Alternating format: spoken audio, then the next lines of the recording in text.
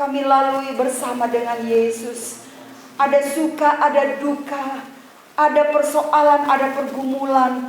Kadang kami sehat, kadang kami sakit, kadang kami susah, kadang kami senang. Tetapi kami bersyukur kami boleh ada sampai dengan hari ini. Semua karena kebaikan Tuhan. Tidak ada yang menghalangi kami untuk kami memuji dan memuliakan Engkau. Kami mau bebaskan roh kami Tuhan, untuk kami menyembah dan memuji memuliakan Engkau. Kami percaya Tuhan ada kuasa yang luar biasa terjadi di tempat ini manakala kami memuji Engkau dengan sungguh-sungguh. Kami mengucap syukur, kami sudah berdoa di dalam nama Tuhan Yesus Kristus. Mari semua kita bersama-sama katakan amin. Haleluya. Hatiku senang, hatiku gembira, karena hadirat Tuhan ada di sini. Apapun masalah yang engkau hadapi akan terlepas dalam hadirat. Mari puji dan sembah Tuhan. Bebaskan roh untuk menyembah. Mujizatnya sedang terjadi. Aku bebas, aku sembuh, aku menang. Haleluya. Waktu nyanyi lagu ini, aku bebas, aku sembuh, aku menang. Nyanyi dengan iman, nyanyi dengan percaya, maka itu yang akan terjadi. Amin. Ada yang sakit, ada yang butuh mujizat, ada yang butuh pertolongan Tuhan malam hari ini. Percaya Dia sanggup untuk melakukannya bagi kita yang mengasihi Dia. Haleluya. Puji, amin. Sama Dia. Haleluya. Mujizatnya sedang terjadi. Aku bebas, aku sembuh, aku menang. Mari puji dan sembah Tuhan. Bebaskan roh untuk menyembah yang mujizatnya sedang terjadi. Aku bebas, aku sembuh, aku menang. Saudara yang diberkati oleh Tuhan malam hari ini, apapun persoalan yang kita bawa, percayalah bagi Tuhan tidak ada perkara yang mustahil. Dia sanggup ketika Dia bertindak. Dia mau dan mau melakukannya bagi kita. Minta dan percaya kepada Tuhan bahwa tidak ada perkara yang mustahil. Haleluya, haleluya. Terima kasih Tuhan. Amin Yesus. Bagi Tuhan tak ada yang mustahil. Bagi Tuhan tak ada yang mustahil. Bagi Tuhan tak ada yang tak mungkin. Mujizatnya disediakan bagiku. Ku diangkat dan dipulihkannya. Mujizatnya disediakan bagiku. Mujizatnya disediakan bagiku. Mujizatnya disediakan bagiku. Ku diangkat dan dipulihkannya. Sumber kekuatan kami, sumber kesembuhan, sumber berkat-berkat Tuhan. Terima kasih Tuhan Yesus. Malam hari ini kami siapkan tanah hati kami yang terbaik buat Tuhan. Kami mau Tuhan Yesus mendengar firman-Mu. Biarlah firman-Mu tertanam di hati kami. Pakai hamba-Mu yang akan menyampaikan firman-Mu malam hari ini. Di dalam nama Tuhan Yesus Kristus kami sudah berdoa dan mengucap syukur. Haleluya. Amin. Ada sukacita malam hari ini? Amin. Saya percaya dalam pujian ada kuasa. Amin. Walaupun capek, saya memuji Tuhan, memaksa diri saya. Baik, malam hari ini boleh membaca bersama tema di bawah 2-3. Yesus jawaban hidupku. Ayo dengan semangat 2-3. Yesus jawaban hidupku. Mari membaca dalam Matius 11 ayat 28, 29 dan 30. Marilah kepadaku semua yang letih lesu dan berbeban berat, aku akan memberi kelegaan kepadamu. Pikulah kuk yang kupasang dan belajarlah padaku, karena aku lemah lembut dan rendah hati, dan jiwamu akan mendapat ketenangan. Sebab kuk yang kupasang itu enak dan bebanku pun ringan. Malam hari ini siapa yang merasa capek menjalani hidup ini? Letih lesu, berbeban berat, mengingat kerjaan suami, aduh semangat hilang, lemes rasanya. Mengingat pendidikan anak-anak, rasanya gak ada sukacita. Mengingat hari esok bagaimana segala macam yang harus dibayar, ini, itu, dan sebagainya. Melihat situasi dunia, mungkin kita, aduh kok tambah jelek, tambah buruk, tambah tidak karu-karuan. Saudara sekalian, dunia memang tidak akan memberi jawaban atas hidup saudara, atas masalah saudara, karena dunia ini gudangnya masalah. Tapi saudara dengar baik-baik, dalam Yesus ada jawaban atas persoalan hidup kita. Yang percaya katakan amin. Saudara, kalau saudara perlu jawaban dari Tuhan, maka jawaban Tuhan akan tersedia saat yang pertama, saat kita berdoa mencari Tuhan. Marilah kepadaku. Ini undangan. Kalau saudara merasa begitu berat bebanmu, itu alarm, sinyal bahwa sudah waktunya saudara untuk mulai lebih lagi berdoa mencari Tuhan, datang kepada Yesus. Bukan berarti waktu senang, oh berarti kata Bapak Pendeta kalau lagi senang-senang, lagi nggak sakit, lagi nggak punya masalah, nggak usah datang kepada Yesus. Tidak, saudara. Tapi ketika ada masalah, tekanan, beban yang begitu berat, saudara merasa mulai letih lesu, maka perintahkan jiwa saudara, carilah Tuhan. Aku mau mencari Tuhan, aku mau berdoa, aku mau datang kepada Tuhan. Saudara, saat Israel berdoa, maka Tuhan menghancurkan bangsa Filistin. Bangsa Filistin ini selalu memusuhi bangsa Israel. Bangsa ini tidak bisa tinggal dengan aman, tidak akan pernah. Ketika mereka menanam sama orang Filistin, biarin aja mereka menanam, menabur, mereka menyiangi, mereka memelihara. Begitu udah dekat panen, ini orang Filistin datang. Dan hasil panen diambil, direbut, dirampas. Hal-hal yang baik yang dipunyai oleh orang Israel selalu diambil oleh orang Filistin. 1 Samuel 7, kita baca ayat 7 sampai ayat 14 ya. Ketika didengar orang Filistin bahwa orang Israel telah berkumpul di Mizpah, majulah raja-raja kota orang Filistin mendatangi orang Israel. Serta didengar orang Israel demikian, maka ketakutanlah mereka terhadap orang Filistin. Lalu kata orang Israel kepada Samuel, janganlah berhenti berseru bagi kami kepada Tuhan Allah kita, supaya Ia menyelamatkan kami dari tangan orang Filistin itu. Sesudah itu Samuel mengambil seekor anak domba yang menyusu, lalu mempersembahkan seluruhnya kepada Tuhan sebagai korban bakaran. Dan ketika Samuel berseru kepada Tuhan bagi orang Israel, maka Tuhan menjawab dia. Sedang Samuel mempersembahkan korban bakaran itu, majulah orang Filistin berperang melawan orang Israel. Tetapi pada hari itu Tuhan mengguntur dengan bunyi yang hebat ke atas orang Filistin dan mengacaukan mereka, sehingga mereka terpukul kalah oleh orang Israel. Keluarlah orang-orang Israel dari Mizpah mengejar orang Filistin itu dan memukul mereka kalah sampai hilir Bet-kar. Kemudian Samuel mengambil sebuah batu dan mendirikannya antara Mizpah dan Yesana. Ia menamainya Ebenezer. Katanya, sampai di sini Tuhan menolong kita. Demikianlah orang Filistin itu ditundukkan dan tidak lagi memasuki daerah Israel. Tangan Tuhan melawan orang Filistin seumur hidup Samuel. Dan kota-kota yang diambil orang Filistin daripada Israel kembali budak kepala Israel, mulai dari Ekron sampai Gad. Dan orang Israel merebut daerah sekitarnya dari tangan orang Filistin. Antara orang Israel dan orang Amori ada damai. Ebenezer berarti sampai di sini Tuhan sudah menolong kita.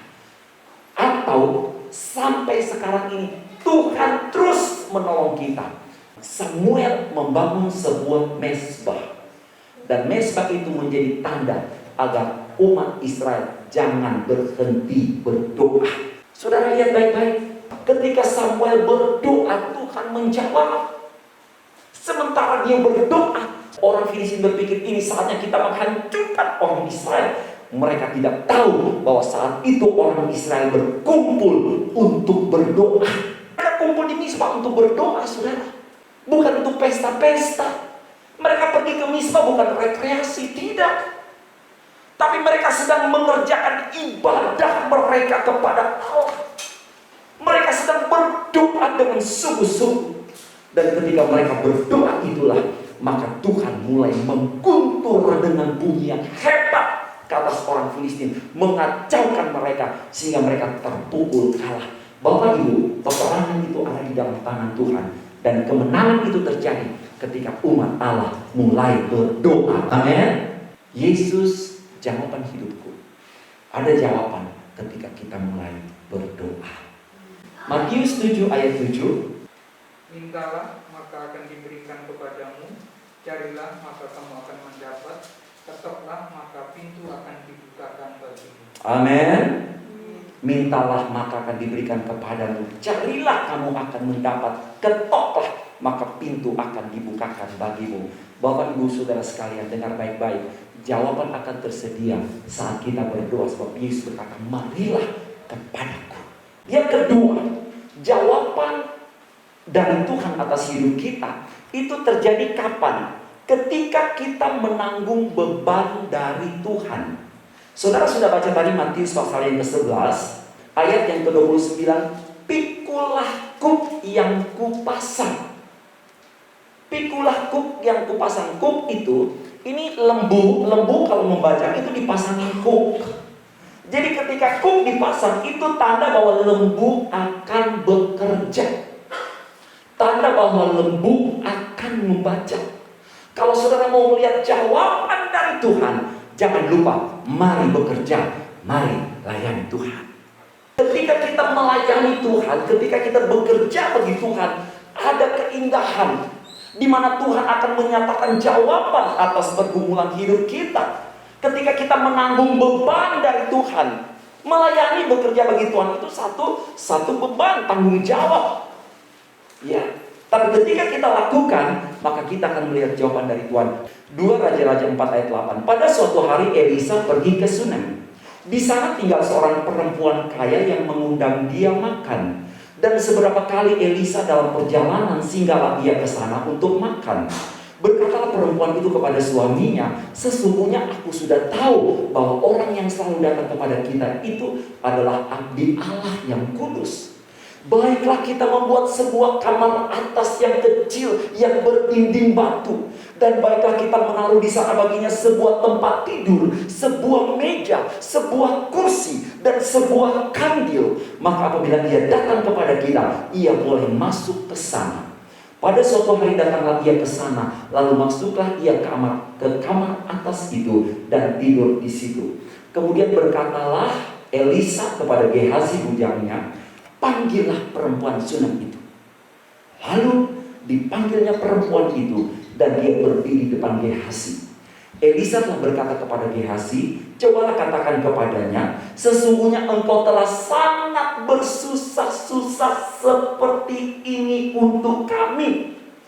Apakah yang dapat kuperbuat bagimu? Adakah yang dapat kubincangkan tentang engkau kepada raja atau kepala tentara? Jawab perempuan itu, aku ini tinggal di tengah-tengah kaumku. Ayat 14-17, 2, 3. Kemudian berkatalah Elisa, apakah yang dapat kuperbuat baginya? Jawab Gehazi, ia tidak mempunyai anak dan suaminya sudah tua. Lalu berkatalah Elisa, panggillah dia. Dan sesudah dipanggilnya, berdirilah perempuan itu di pintu. Berkatalah Elisa, pada waktu seperti ini juga tahun depan, engkau ini akan menggendong seorang anak laki-laki.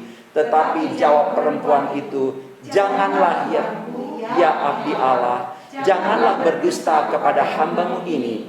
Mengandunglah perempuan itu, lalu melahirkan seorang anak laki-laki. Pada waktu seperti itu juga pada tahun berikutnya, seperti yang dikatakan Elisa kepadanya. Bapak Ibu, ada dampak yang luar biasa bagi orang-orang yang mengasihi Tuhan dan menanggung beban dalam pekerjaan Tuhan. Dulu sebelum pandemi mungkin kita aktif, tapi di masa pandemi kita ini tertantang, kita diuji. Apakah di masa pandemi ini saudara mulai surut? Apakah di masa pandemi ini kita mulai mundur, kehilangan semangat yang dulu berkobar-kobar? Bagi orang yang mengasihi dan melayani Tuhan, Tuhan sediakan mujizat, berkat, dan pemulihan. Amin. Perempuan ini suaminya sudah tua, tidak punya anak. Mereka punya semua, tapi tidak punya anak. Anak tidak bisa dibeli dengan duit. Karena anak itu pemberian Tuhan dalam kandungan seorang ibu. Tuhan yang memberi kehidupan di dalam rahim seorang ibu. Tuhan yang memberi kehidupan. Wanita ini kaya, tapi dia tidak bisa membeli kehamilan, tidak bisa. Itu hanya pemberian Tuhan. Dan saudara tahu, hati Tuhan tergetar ketika wanita ini mulai berkata-kata kepada suaminya. Dia bilang apa dalam ayat 10? Baiklah kita buat sebuah kamar atas yang kecil, yang berdinding batu. Baiklah kita menaruh di sana baginya sebuah tempat tidur, sebuah meja, sebuah kursi, sebuah kandil. Apabila ia datang kepada kita, ia boleh masuk ke sana. Perempuan ini menyiapkan tempat yang terbaik bagi hamba Allah yang melayani Allah di atas segala Allah. Dan Tuhan perhatikan itu. Bapak Ibu, kalau saudara mau alami jawaban dari Tuhan, ingat, mari kita menanggung beban dari Tuhan. Pikulah kuk yang kupasang. Ketika saudara diberi kepercayaan untuk melayani Tuhan, itu kuk yang Tuhan taruh di atas pundak saudara. Kalau itu lembu bisa berteriak, dia berkata, capek, berat, sakit, kuk ini menekan tengkuk saya. Tapi lembu itu terus bekerja. Kalau saudara masih diberi hidup, hidup itu adalah kesempatan. Mari bekerja layani Tuhan. Di dalam bahasa aslinya mereka membuat sebuah meja, sebuah kursi. Kursi itu bukan kursi-kursi biasa, tapi seperti tahta. Artinya kursi yang bagus, seperti singgasana. Jadi dia bukan memberi asal-asalan. Apa yang dia mampu dia lakukan bagi Allah, dia kerjakan itu. Dan Tuhan tidak pernah menutup mata ketika ada seorang umat, seorang anaknya, jemaat yang mau sungguh-sungguh memikul kuk itu, menanggung beban pelayanan itu, bekerja melayani Tuhan. Ada mujizat, ada pertolongan. Ketika tahun depan Elisa datang, perempuan itu sudah menggendong seorang anak bayi. Saya bisa bayangkan waktu Elisa datang, dia menangis perempuan ini. Dia gendong anak itu dan dia berkata, Bapak Elisa, anak ini yang Tuhan beri kepada saya. Dan Elisa meletakkan tangannya dan mendoakan anak itu. Bapak Ibu Saudara sekalian, kalau kita setia dalam Tuhan, jangan pernah merasa lelah melayani Tuhan. Pertolongan Tuhan akan datang atas kita tepat pada waktunya. Amin. Amin. 1 Korintus 15 ayat 58.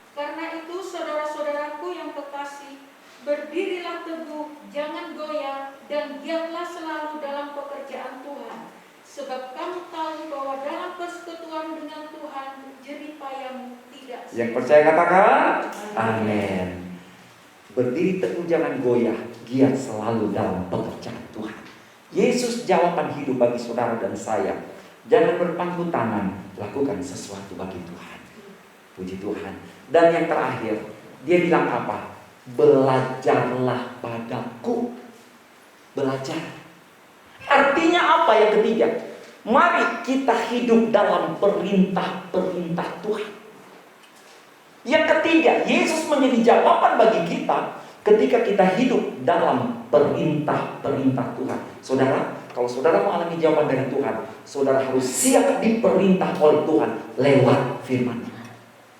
Setiap hari kita membaca firman, kita membaca Alkitab. Dalam doa pagi saya selalu mengajak jemaat membaca Alkitab. Dan apa yang kita baca itu perintah, dan kita siap diperintah Tuhan lewat firman-Nya untuk melakukan itu. Bapak Ibu, orang Israel mengelilingi tembok Yeriko. Tembok Yeriko hancur karena apa? Karena ketaatan mereka kepada aturan-aturan Tuhan. Dan dalam Yosua 6 ayat yang ke-10, Yosua perintahkan kepada bangsa itu, jangan bersorak, jangan terdengarkan suaramu, sepatah kata pun jangan keluar dari mulutmu, sampai pada hari aku mengatakan kepadamu bersoraklah, maka kamu harus bersorak. Saudara, ceritanya begini, mereka akan menghancurkan masuk kota Yeriko, tapi kota Yeriko temboknya itu tebal, besar, tinggi dan kuat. Tidak mungkin mereka bisa hancurkan itu. Tidak mungkin. Tapi bagi Tuhan tidak ada yang tidak mungkin, asal kita belajar hidup dalam perintah-perintah Tuhan. Amin. Mereka lewat 1 kali hari pertama, 2 kali hari kedua, 6 kali hari yang ke-6, hari yang ke-7 mereka mengelilingi itu 7 kali. Jadi 13 kali. Dan saudara tahu, selama mereka berkeliling itu tidak boleh ngomong. Orang Israel itu cerewet banget mereka. Suka bersungut-sungut, gampang ngomel. Apa itu sensi? Emosinya gampang tersulut begitu ya. Kalau saudara baca bagaimana mereka berjalan dengan Musa sampai tidak bisa masuk Kanaan gara-gara orang Israel ya seperti itu sifatnya, sehingga Musa terbawa emosi. Bayangkan Musa tidak boleh masuk Kanaan gara-gara itu orang Israel. Musa kepancing emosinya. Nah, orang Israel ini Tuhan bilang apa? Tidak boleh bicara. Aduh, itu satu penderitaan mungkin ya Bapak Ibu Saudara. Bagi orang-orang tertentu yang memang gak suka bicara, dia nikmati. Tapi yang suka ngomong itu satu penderitaan. Tapi orang Israel harus diam. Mereka taat kepada Allah. Sampai kemudian pada hari yang ke-7 ketika mereka berputar 7 kali, artinya putaran ke-13 kali, baru kemudian Yosua berkata, bersoraklah. Yosua 6 ayat 20. Lalu bersoraklah bangsa itu, sedang sangkakala ditiup. Segera sesudah bangsa itu mendengar bunyi sangkakala, bersoraklah mereka dengan sorak yang nyaring. Maka runtuhlah tembok itu. Lalu mereka memanjat masuk ke dalam kota, masing-masing langsung ke depan dan merebut kota itu. Apa yang hari-hari ini sedang hilang dalam hidup saudara, bersama Tuhan itu akan kembali, asal saudara belajar hidup dalam perintah-perintah Tuhan. Yesus berkata, belajarlah padaku. Jadilah jemaat yang siap diperintah oleh Tuhan lewat firman-Nya. Kita harus belajar taat, jangan memberontak, jangan membantah. Orang yang hidup dalam perintah Tuhan, dia akan terima jawaban dari Tuhan saat dia ada di dalam kesesakan. Yosua 1 ayat yang ke-8. Demikian firman Allah berkata, 2, 3. Janganlah engkau lupa memperkatakan kitab Taurat ini, tapi renungkanlah itu siang dan malam, supaya engkau bertindak hati-hati sesuai dengan segala yang tertulis di dalamnya. Sebab dengan demikian perjalananmu akan berhasil dan engkau akan beruntung. Amin. Bapak Ibu, Yesus jawaban hidupku. Yang pertama, teruslah berdoa. Saudara berdoa, ada jawaban dari Tuhan. Yang kedua, ketika kita menanggung beban dari Tuhan, memikul kuk yang Tuhan pasang, bekerja, layani dia dengan sungguh-sungguh. Dan yang ketiga, jangan lupa saudara sekalian, ketika kita hidup dalam perintah-perintah Tuhan, ketika kita belajar kepada Allah, siap diperintah oleh Tuhan lewat firman-Nya, saudara akan melihat perbuatan besar dari Tuhan. Amin. Haleluya, tak ada yang mustahil. Amin. Bagi Tuhan tak akan percaya. Yesus mujizatnya disediakan bagiku. Ku diangkat dan diberi mujizatnya. Disediakan bagi mujizatnya, mujizatnya disediakan, oh haleluya, mujizatnya disediakan bagiku. Ku diangkat dan